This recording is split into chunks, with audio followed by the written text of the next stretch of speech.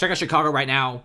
They have a migrant problem, and Mayor Brandon Johnson has again extended the deadline for migrants. But nevertheless, it's already set in stone that they will start evicting many of the migrants in these shelters. But not because, the time is up. It's not because, they want to start getting these people out there because they're going broke, but because there's so many people coming in. And as these older migrants that have stayed in Chicago for several days are leaving, new migrants will be coming in. Now, Johnson has already delayed this so many times, but now this is the date that we're getting from January 16th to February 29th. You got over 5,600 migrants who have exit dates. They will be getting a 60-day extension from their original deadline. About 2,100 migrants scheduled to leave shelters March 28th will get a 30-day extension.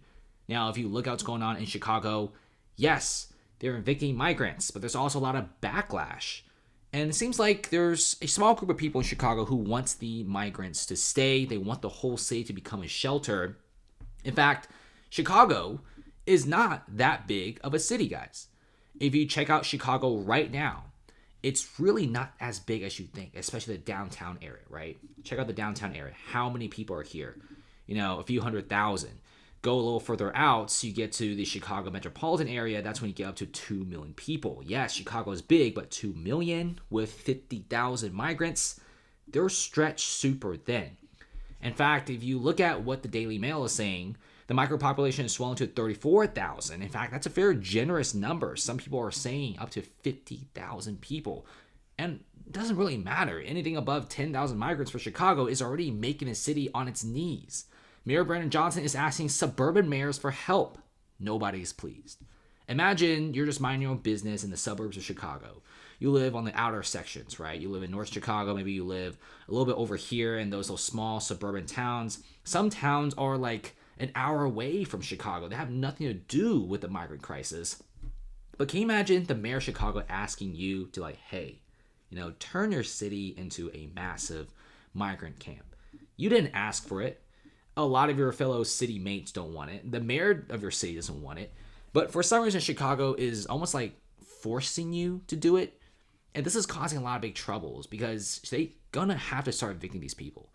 And this is exactly what Chicago is doing. They evict, almost 10,000 people. Now, where do the 10,000 people go? Nobody knows.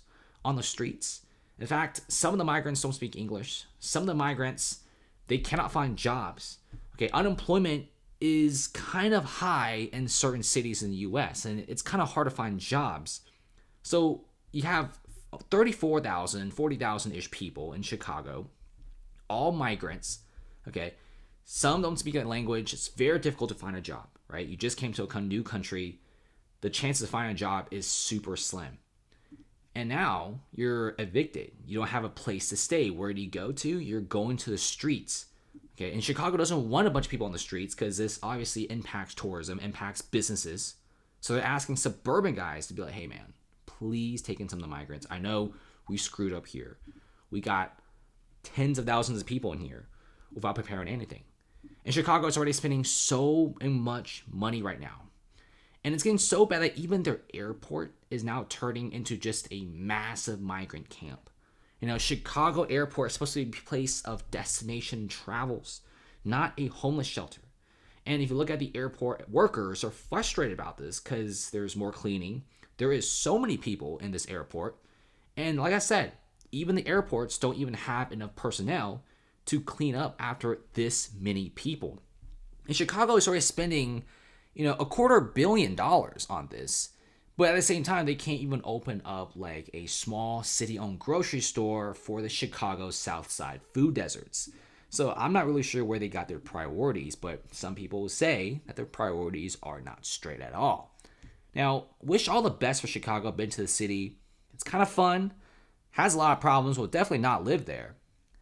But right now, Chicago's migrant population is swelling, and it's continuing to do so. They are still accepting buses and thousands of people. And they're just being stretched so thin. Once it hits like 60,000, 70,000, 80,000 people by the end of the year, they are so screwed. Because the mayors of the suburban cities outside of Chicago don't want any migrants. Their cities, their small towns cannot handle this sort of massive population increase. Chicago kind of did this themselves.